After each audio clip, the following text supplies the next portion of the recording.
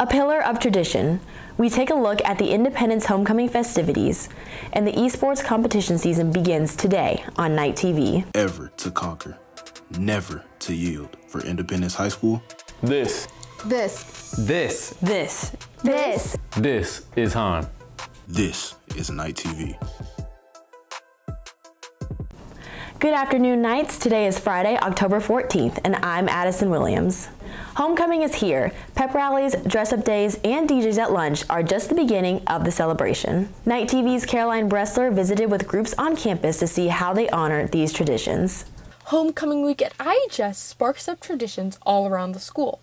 An important goal at Independence is to engage the student body during Spirit Week, which includes a HOCO staple, dress-up days. So each year we actually come up with the theme days. So on the week of homecoming, you'll see people dress up. And so this year we have, between Adam Sandler, we have barbecue dads and soccer moms as one of the days. Along with comical dress-up days, a long-standing IHS tradition consists of different clubs and organizations decorating their own windows, tailored to the homecoming theme and their individual club. The homecoming pep rally is another key tradition celebrated by the whole school. At this year's pep rally, the cheer program is beginning a new tradition of their own. They are performing to the Dallas Cowboys cheerleaders classic, Thunderstruck. This tradition is something that they hope to continue for years to come. Along with new traditions, there are some old ones that plan to stick around. Since the school's second year in 2015, the Royals have continued to perform their traditional cake line. It's definitely one of the things that the Royals look forward to every year because it's really hard to make because it's a really hard cake routine. What makes this dance different from others is the band, who play live alongside the Royals. Independence is a school and community with growing traditions and memories every day. Homecoming Week 2022 is one for the books. For Night TV, I'm Caroline Bressler.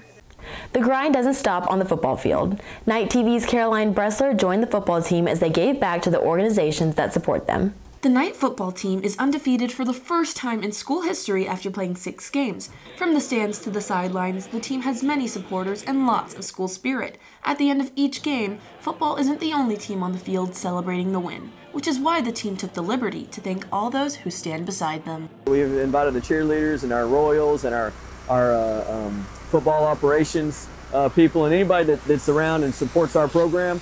We wanted our boys to have an opportunity to give back to them and wash their cars and get together and hang out. Whether it's a home game at the Star or a 2-hour bus ride away, football finds themselves surrounded by a community that truly makes Friday Night Lights special. I think it makes a major difference for the boys when they're out on the field. It just shows them how important they are, that people are willing to travel, as far as they do, and just to show up and support. I think it gives them an extra boost when they're playing. The car wash has become an annual event to display the team's gratitude and appreciation. They deserve it. I mean, they come to every one of our events, so why not, show some love to them. They've been doing this for a couple years, just coming every event we've done. And I feel like we should show that we care about them, that we appreciate them. We're just here to support people that supported us. For Night TV News, I'm Layla AJ. The Knights have a chance to remain undefeated and go 8-0 against the #1 5A D2 Argyle Eagles next week at 7 p.m. at Argyle High School. IHS's second year of esports is in full effect. Join Night TV's Sam Rainey for an inside scoop on Independence's esports scene. With new changes at IHS bringing an enhanced curriculum and statewide competition in esports, Mr. Dennis details what that means for the program. Esports has kind of gone through a bit of a revamp this year. We've got, with our course itself, we've got a lot of new curriculum, but the district has approved and allowed us to compete with a company called Vanta. So we have a large group of about 70 students that are competing in, right now, 6 different games. Mr. Dennis adds what utilizing Vanta can do for the program. We're able to compete against other schools and other teams across the state. And what Vanta is setting up right now is they're actually setting up and working on a UIL competition at the end of this semester. So if we have teams that qualify, we could be going to a state and possibly get some kind of like state championship or at least compete within the state events. However, esports at IHS has seen substantial growth. Senior Jeffrey Wang highlights how the program has developed. I see a lot of growth, especially in the last 2 years because we didn't even have this program when I first got into the school. and we've ordered a lot of new equipment and a lot of new classes, and people have been signing up. So I see like really good growth in this school and the esports community in general.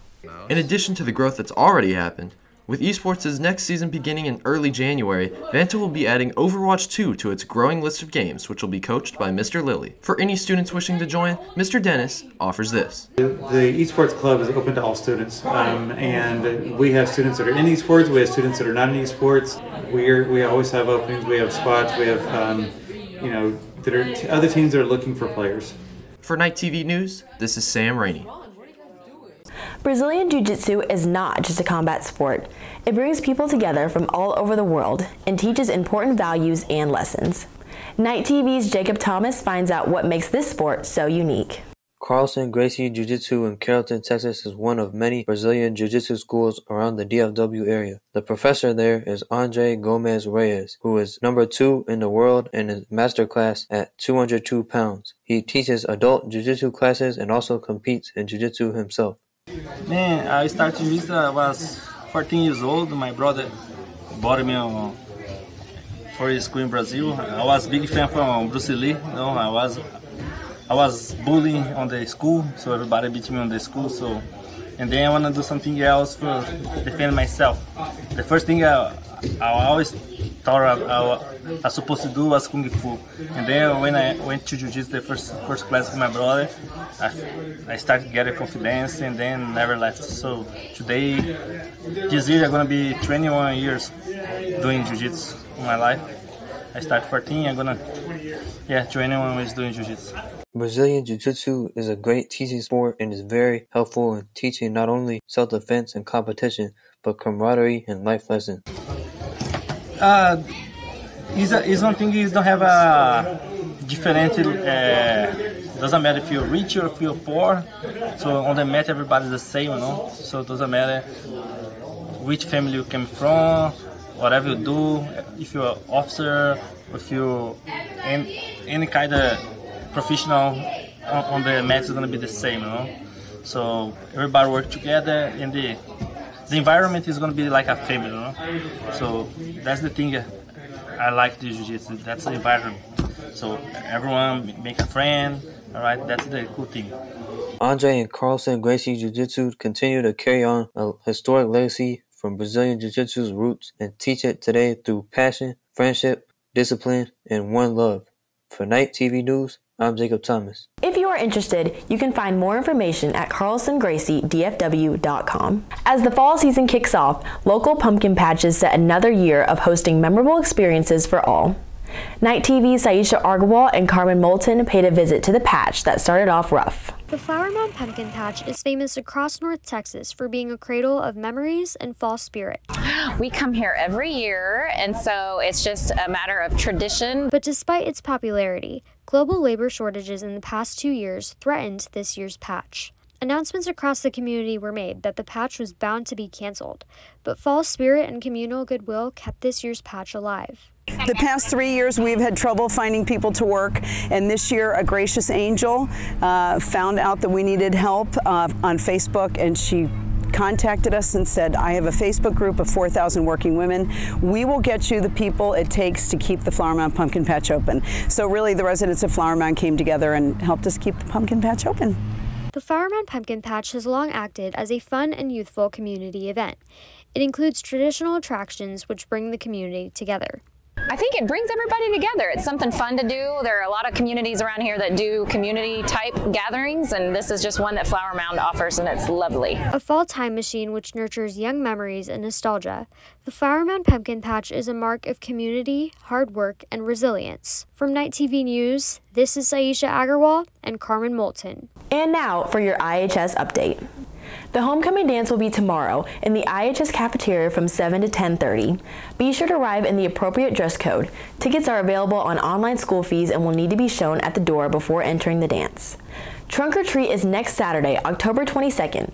Invite all your friends and family with little trick-or-treaters for this event in the IHS band parking lot at 6:30.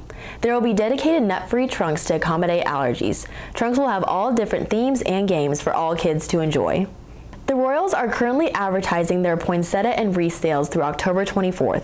Poinsettias come in various colors, including red, white, and pink for $14 each, while wreaths can be purchased for $40 or $50 for either a 20 or 24-inch size. AP exam payments are due on November 1st for all AP courses. Payment can be made through online school fees. Make sure to complete your submission before the deadline to avoid late fees. Knights, I'm Addison Williams. Be sure to check us out on YouTube and follow us at IHS Knight News to stay up to date with all things Independence. Have a great day, and we'll see you next time.